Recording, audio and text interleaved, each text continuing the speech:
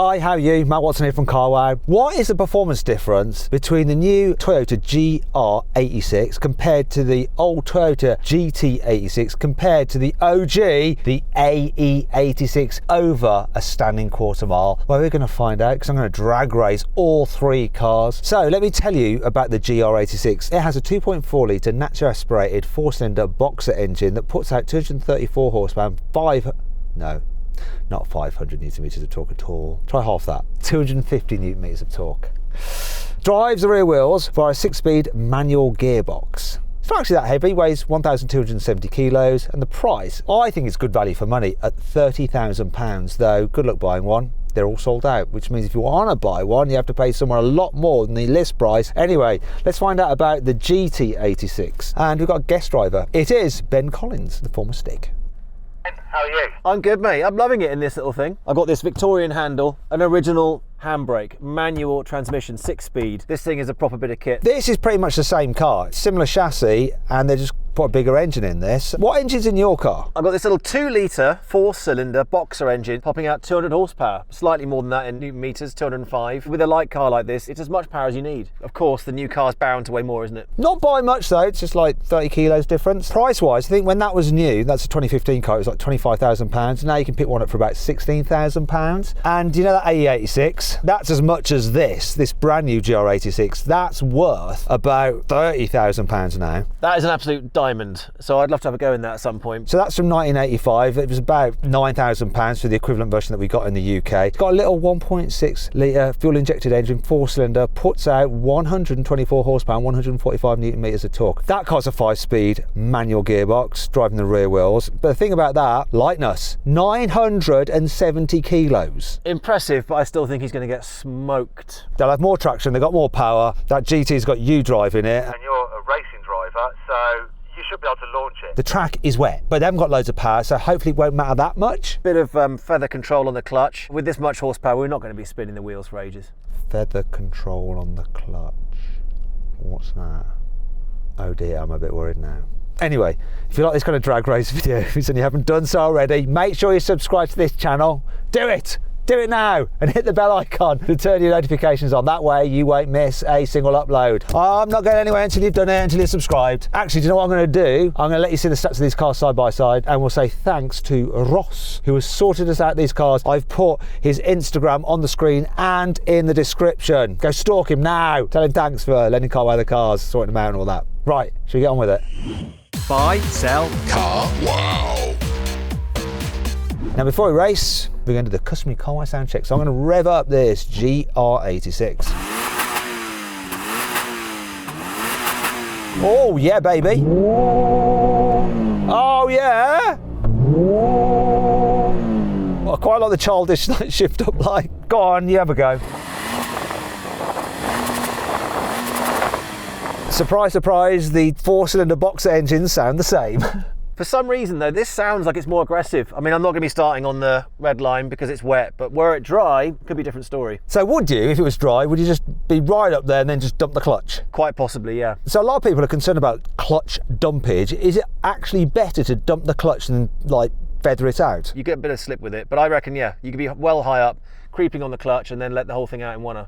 Okay, but now, with the slippery surface, not so much. No, not so much, but I'm not going to tell you how many revs I'm using. Oh! Do that. Oh, I need some tuition, Ben. Do you know what I forgot to do? Well, let's have a listen to the old AE86. Go on, rev it up.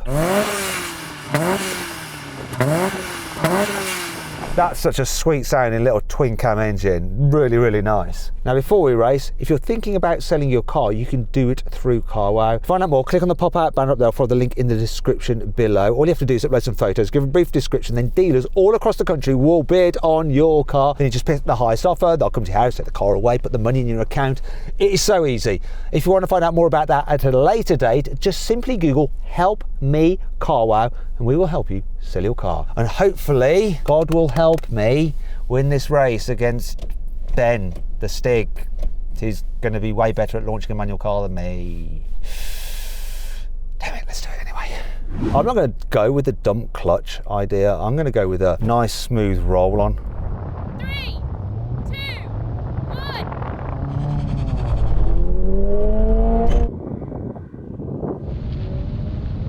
Beat Ben off the line. Oh dear. That's a good time. Oh dear.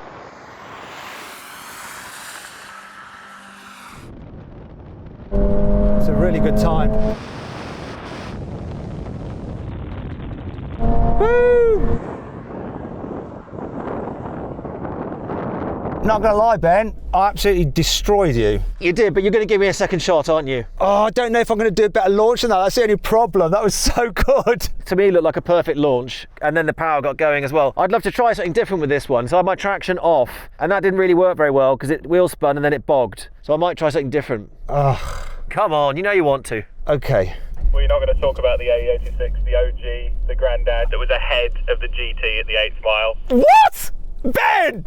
You let yourself down. You got beaten off the blooming line by that old timer. I'm just going to head out of here, I think it's best. I guess we've got to do it again. So Ben, what I did, actually I won't tell you what I did. You weren't going to tell me what you were going to do. So I'm going to keep my methodology secret. I think you're using revs and traction on. Wrong. I'm using it in sports, traction off and just pulling away. You don't know that.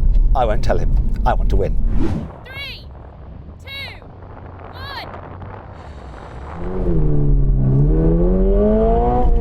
Oh, don't bog! Don't bog! It bogged! Got him again. So it's the AE86. What's going on, Ben? Ah!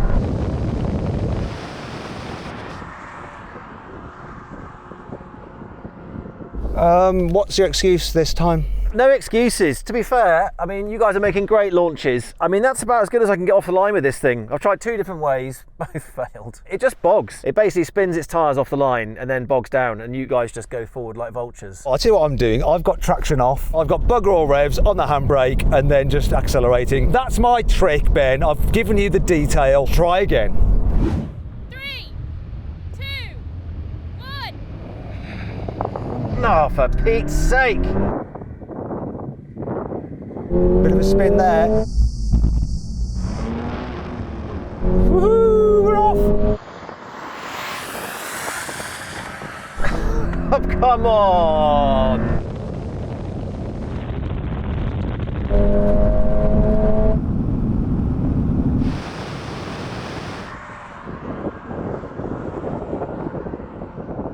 Did he use my technique? So I started in the way you're doing it now. I've tried it with the traction off, with it on. It's the same problem each time. It just bogs and won't go. On that one, perhaps because it's lighter and maybe it has got more torque than this, it just gets going. This car's a bit heavier than yours, but it's got quite a bit more torque, 250 compared to 200 newton meters, so that's quite a jump considering it's only like 30 kilos heavier. Well, there you go. The launch on that ain't great. It's obvious that they've done more than just tune the engine. Maybe they've done some more with the suspension as well, and it's just putting the power down well.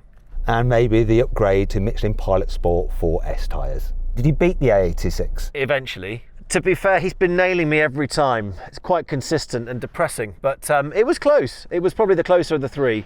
So then what exactly happened? Well, the GR86 won, completing the standing quarter mile in 14.6 seconds. The GT86 came second, taking 16.5 seconds, and the AE86 was last, crossing the line in 16.9 seconds.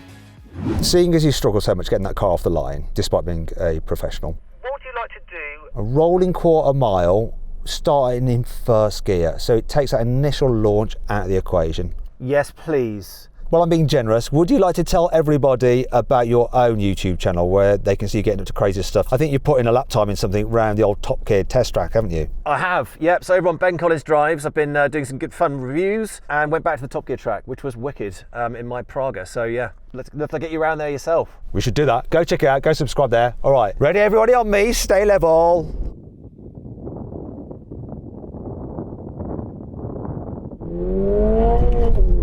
Bit of wheel spin there. This is so much quicker. You can really see the difference. But I beat the old codger at least. Really see the difference.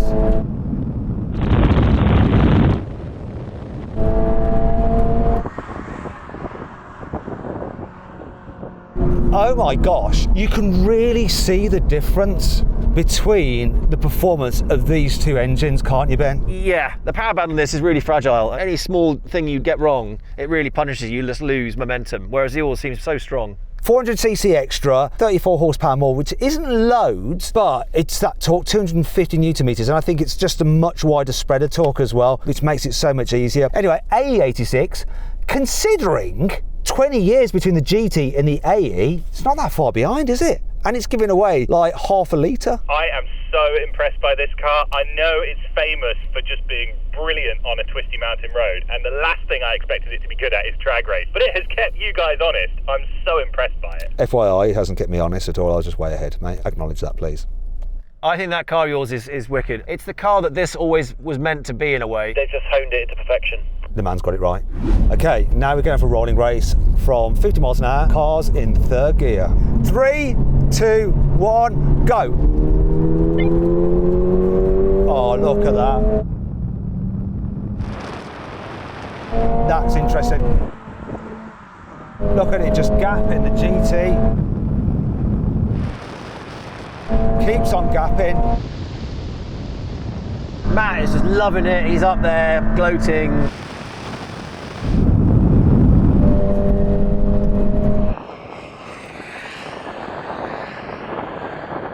Now, Ben, that says it all, because your car should have been in its power band there, and this just walked away, didn't it? Yeah. I mean, the old Codger, I think that was where it was weakest. Pure power basis, it just couldn't keep up, could it? No, but you can really see the torque benefit of this new engine, this 2.4 over that 2 litre in the GT86. Where is the power band on that car, do you know? Where does it feel? Was 4.5 about right? For this, that's about it. It is a brief, fleeting moment. And I think what's great with the one you're driving is it's just that much more versatile. It's all through the red range, isn't it? It really is. Now, if you'd like to see me drag race some GR Supras, including a Mark IV Supra, click on the pop-out banner up there for the link in the description below. If not, stay with me. We're going to do a brake test. So we're going to cruise at 70 miles an hour, and when we reach that line, we're going to do a full emergency stop, and we'll see which car stops in the shortest distance. Both the GT86 and the GR86 have ABS. Obviously the old AE86 doesn't, so it's going to require a bit more skill not to lock up its brakes. We're just going to do full emergency stop. Let's see what happens. Here comes the line.